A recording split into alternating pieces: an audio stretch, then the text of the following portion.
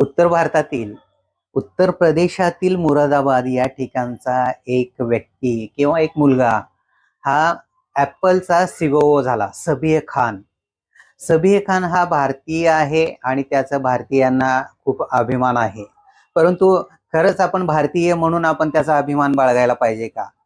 सबीह खान हा 5वी पर्यंत उत्तर प्रदेशमध्ये शिकला आणि त्यानंतर त्याचं जे कुटुंब आहे ते सिंगापूरला गेलं आणि नंतर अमेरिकेला स्थायिक झालं आणि त्या ठिकाणी त्यांनी चांगले शिक्षण घेतले आणि त्यानंतर मग त्याने ॲपल जॉईन केलं आणि आज 30 वर्षानंतर तो सीईओ झालेला आहे.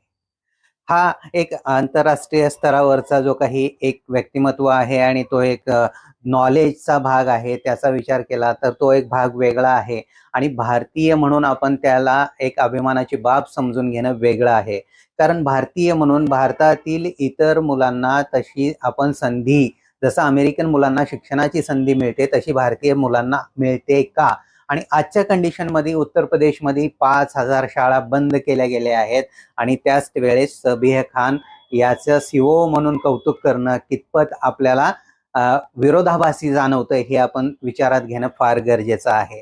तर या दृष्टिकोनातून आपण पाहतोय की भारतातील अनेक व्यक्ती जे आहेत, वेगवेगळ्या मोठ्या कंपन्यांचे जे बिग टेक कंपन्या म्हणतो, मग अगदी मायक्रोसॉफ्ट आहे, त्याचबरोबर गुगल आहे आणि आज ॲपल यांचे मुख्य एक कार्यकारी पदावरती काम करत असल्याचं दिसून येत आहे. परंतु यांचं जे काही त्यांनी स्वतःच्या बळावरती त्या ठिकाणापर्यंत पोहोचलेले आहेत, याच्यामध्ये भारतीय शिक्षण व्यवस्थेचा कितपत पाठिंबा आहे किंवा कितपत योगदान आहे हे विचारात घेणं फार गरजेचं आहे. त्यामुळं सबीह खान यांची नियुक्ती म्हणजे काही भारताला फार मोठा लाभ आणि भारताच्या शिक्षण क्षेत्राचं योगदान या दृष्टिकोनातून पाहणं फार चुकीचं असल्याचं आपल्याला जाणवतं. एकूणच भारतीयांना या ठिकाणी संधी मिळते ही खूप चांगलं आहे.